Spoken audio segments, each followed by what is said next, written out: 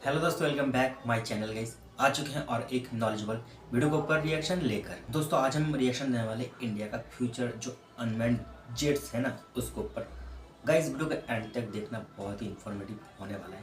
Video अच्छा लगे तो चैनल को सब्सक्राइब जरूर करना और वीडियो को लाइक और शेयर भी कर देना गाइस। अल्फा डिफेंस का वीडियो है, ओरिजिनल लिंक मिल जाएगा in the description. So let's start this video. आप देख रहे हैं अल्फा डिफेंस हिंदी में आपका स्वागत है।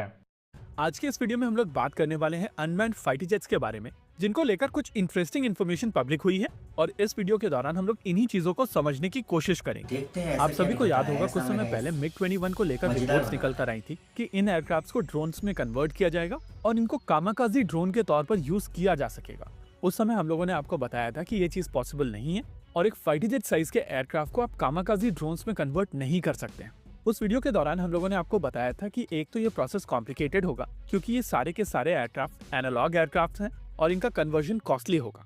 दूसरी चीज, अगर आप इतने बड़े एयरक्राफ्ट को कामाकाजी ड्रोन में कन्वर्ट करेंगे तो उससे बहुत ज्यादा कोलैटरल डैमेज होगा और टिपिकल मिशन के दौरान आप इस तरीके का डैमेज नहीं चाहते हैं। पूरा वर्ल्ड इस समय प्रिसिशन गाइडेड म्यूनिशंस की तरफ बढ़ रहा है और ये म्यूनिशंस भी धीरे धीरे समय के साथ साथ और ज्यादा एक्यूरेट होते चले जा रहे हैं। इतना ही नहीं, एक्यूरेसी के साथ साथ इनकी कॉस्ट भी नीचे जा रही है और इसी वजह से अब ये और ज्यादा अफोर्डेबल भी हो चुके हैं। कॉन्टेक्स्ट को समझने के लिए अभी आप अपनी स्क्रीन के ऊपर जिस बॉम्ब को देख रहे हैं उसको देखिए। इस बॉम्ब को मदर ऑफ ऑल बॉम्ब या मोआब कहा जाता है और ये GBU 43B $2000 से कम कीमत पर आता है। ऐसे में इससे भी कम डैमेज क्रिएट करने के लिए आप लगभग $20 मिलियन के मिग 21 को क्रैश करेंगे तो इकोनॉमिकली ये एक अच्छा डिसीजन नहीं होगा। हालांकि यहाँ पर बहुत सारे लोग ये भी कहेंगे कि ये 50 साल पुराने एयरक्राफ्ट है और अब इनकी कोई कीमत नहीं है। रियलिटी में ऐसा नहीं है। इनके अंदर मौजूद इलेक्ट्रॉनिक्स, एवियोनिक्स और दूसरी चीजें रीयूज हो जाती हैं, जिसके चलते इनके ओवरहॉल पार्ट्स का मार्केट है और ये चीजें बिक जाती हैं।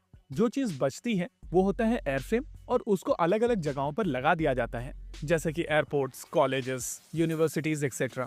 आपके सिटी में अगर ऐसा कोई मास्टरपीस है तो कमेंट सेक्शन में आप जरूर बताइएगा। एनीवेज, अब जब ये बेसलाइन क्लियर हो चुकी है कि टिपिकली अगर आप इस तरीके के एयरक्राफ्ट्स को कामाकाजी ड्रोन्स के तौर पर यूज करेंगे तो वो एक बहुत ज्यादा वायबल सोल्यूशन नहीं है, लेकिन HAL की तरफ से जो सोल्यूशन प्रपोज किया गया है वो काफी इंटरेस्टिंग है।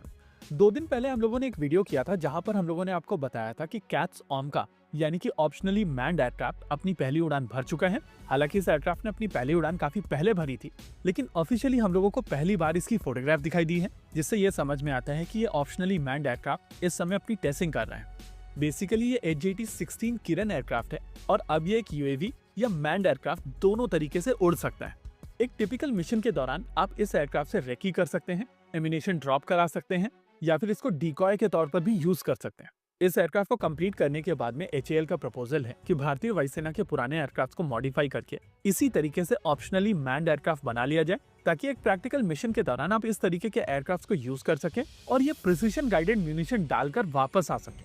अगर किरण की ही बात की जाए तो इस समय भारतीय वायुसेना के पास में 87 किरण है और भारतीय नौसेना के पास में 20 यूनिट्स, यानी कि भारत के पास में 100 ऐसे एयरक्राफ्ट आज मौजूद हैं और आने वाले समय में ये सारे के सारे एयरक्राफ्ट रिप्लेस किए जाने हैं। इसके अलावा मॉथ बॉल करके स्टोर किए गए मिग 21 और मिग 27 की भी एक अच्छी खासी फ्लीट भारत में मौजूद है।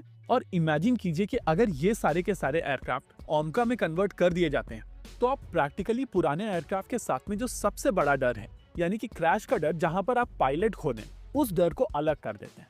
कॉन्सेप्चुअली अगर देखा जाए तो ये एक बहुत ही बेहतरीन अपॉर्चुनिटी है और अगर भारत इसको पूरी तरीके से परस्यू करता है तो भारतीय वायुसेना को यहाँ पर एक अच्छा खासा ब्रीदर मिल जाएगा, जिससे कम हो रही स्क्वाड्रन स्ट्रेंथ को मैनेज किया जा सकेगा। साथ ही साथ आने वाले समय में जब दूसरे एयरक्राफ्ट पुराने होने लगेंगे तो आप उनको भी ऑप्शनली मैन्ड एयरक्राफ्ट में कन्वर्ट कर पाएंगे। इनफैक्ट आने वाले समय में तेजस मार्क 2 और आमका को शुरुआत से ही ऑप्शनली मैन्ड रखा जाएगा।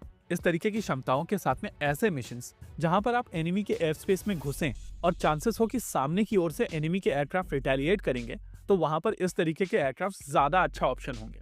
तो दोस्तों वीडियो तो वक्त खत्म। वीडियो बहुत ही नॉलेजेबल था और इन्फॉर्मेटिव भी था गाइस, बहुत कुछ जानने को मिला। अब भाई ने जो 2 आइडिया कहा है ना, दोनों ही मुझे बहुत ही अच्छा लगा। अब सबसे पहला तो कहा जा रहा है कि हमारा जो पुराना फाइटर जेट है उसको कामिकाज़ी ड्रोन में बदलने का बात किया गया है।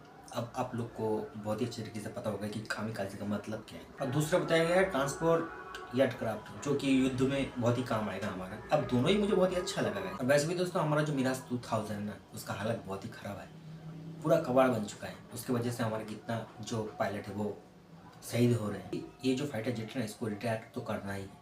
तो मुझसे पूछे तो गाइस, मुझे सबसे बढ़िया पता है क्या लगा? कामिकाज़ी ड्रोन गाइस। तो ये जो मिराज 2000 है, इसका तो टाइम समाप्त हो ही चुका है। तो खुद जब मर रहा है तो हमारे किसी दुश्मन को लेकर ही मरे, वही हमारे लिए बहुत अच्छा है गाइस। मुझे तो बढ़िया लगा भाई। अब मेरे कहने ना कहने से तो कुछ भी नहीं हो जाएगा ना, ये तो डिसाइड करेगा हमारा सरकार और आर्मी। अब देखते हैं लास्ट तक क्या होता है, क्या न्यूज़ निकल कर आता है। तो आप लोगों को क्या लगता है, पहला वाला ऑप्शन या फिर दूसरा वाला ऑप्शन? वो आप लोग कमेंट में जाकर बताना जरूर। मिलते हैं नेक्स्ट वीडियो में, तब तक के लिए जय हिंद, जय भारत।